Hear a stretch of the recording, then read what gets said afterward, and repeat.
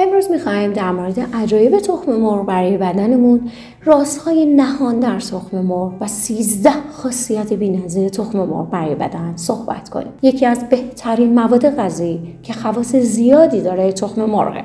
این ماده غذایی برای همه و هر نوع رژیم غذایی از کاهش تا افزایش وزن مناسبه، اما بین زرده و سفیده اون تفاوت‌هایی وجود داره که باید ازشون اطلاع داشته باشیم. به همین دلیل آشنایی با خواص زرده و سفیده تخم مرغ خیلی مهمه.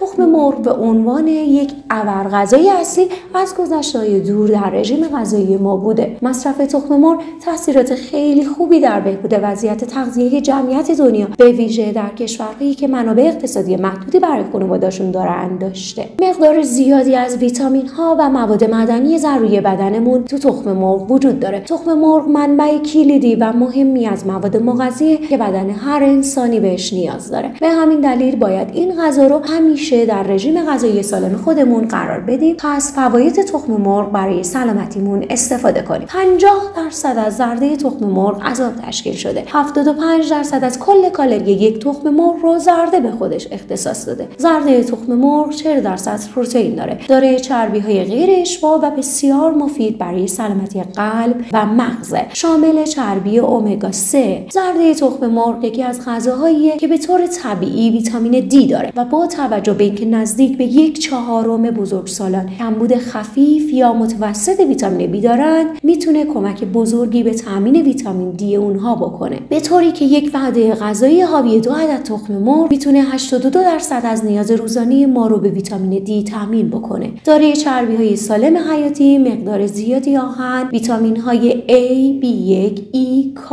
تیامین و آنتی اکسیدان هاست که کمک زیادی به نیازهای غذایی روزانه‌مون میکنه. و البته ناگفته نمونه دارای کلسترول بالایی هم هستش.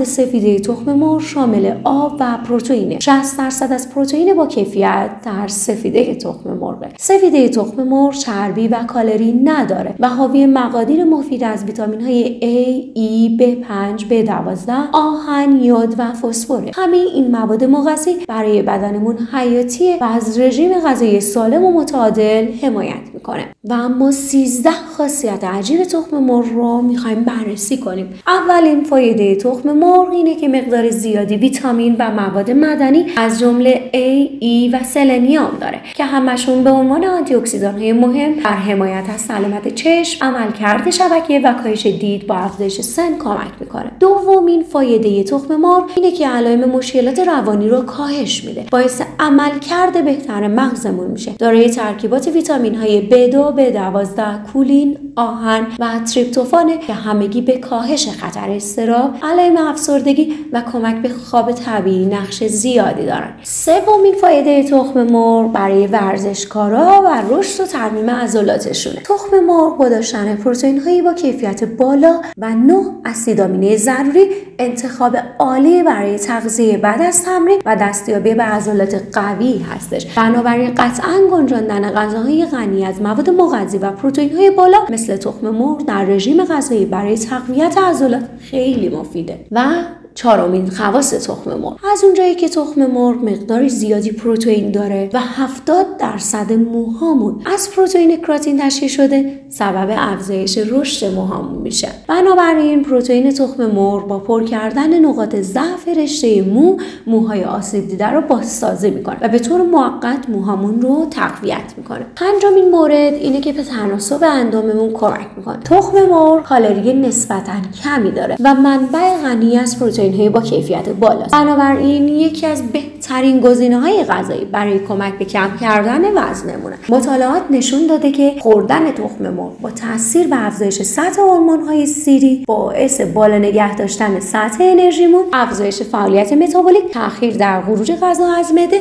برای مدت طولانی‌تری در ماه، ایجاد سیری میکنه. تخم مرغ همچنین میتونه به کاهش تغییرات در سطح گلوکوز کمک بکنه. اما همیشه خوبه با توجه به مواد غذایی که کنار تخم مرغ استفاده میکنیم، کالری تخم مرغ مصرف مصرفی خودمون هم در نظر بگیریم ما ازش غافل نشیم. ششمین مورد امگا 3 زیادی که تو تخم مرغ وجود داره. امگا 3 مهمترین اسید چرب اشباع نشده که جزو چربی‌های ضروریه. این چربی ضروری نقش مهمی در عملکرد غشای سلولی داره.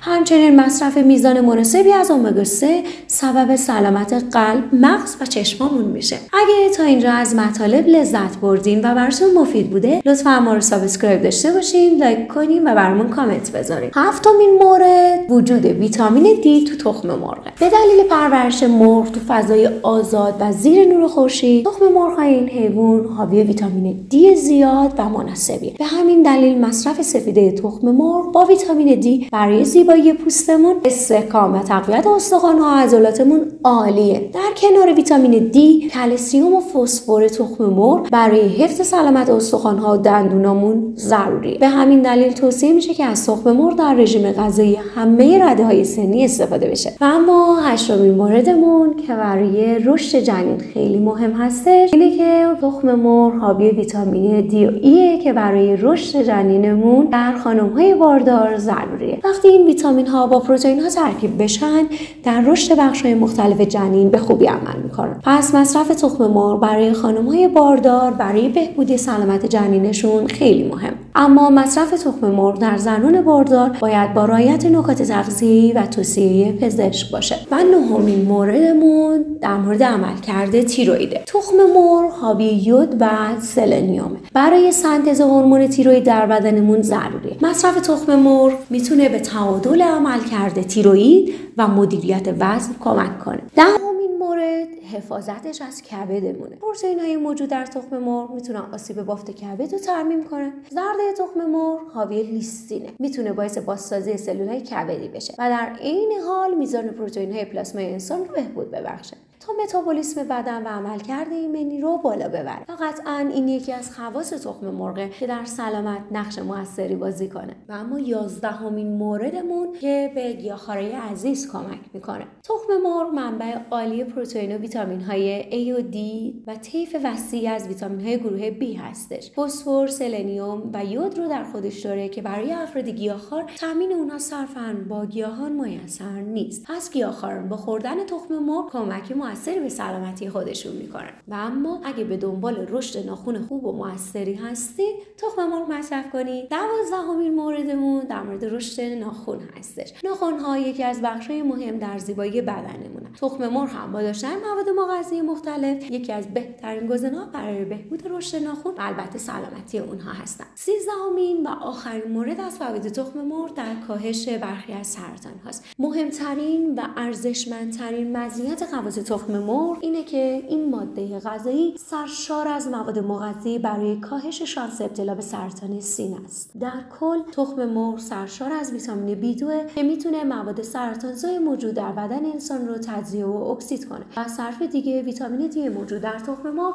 میتونه بقای افراد مبتلا به سرطان سینه و روده رو افزایش بده. و ریز عناصری مثل سلنیوم و روی داره که نقشه پیشگیری از سرطان رو داره. و سخن آخر اینه که بهتره تخم مرغ رو بیشتر به صورت آبپز مصرف کنیم. به دلیل کالری مناسب، پروتئین با کیفیت بالا و فاقد چربی برای رژیم غذایی سالم بسیار مفیده. مصرف این غذای ساده که پخت راحتی داره برای افراد با سنین مختلف از کودکان تا افراد مسن مناسبه. ممنون که تا آخر این پست همراهمون بودین. امیدوارم مطالب براتون آموزنده بوده باشه و در سلامتی و زیبایی بهتون کمک کنه. اگه مطالب رو دوست داشتین و براتون مفید بوده، ممنون میشم ما رو سابسکرایب داشته باشین که قرار کلی مطالب آموزنده دیگه براتون قرار بدیم. لایک و کامنت یادتون نره.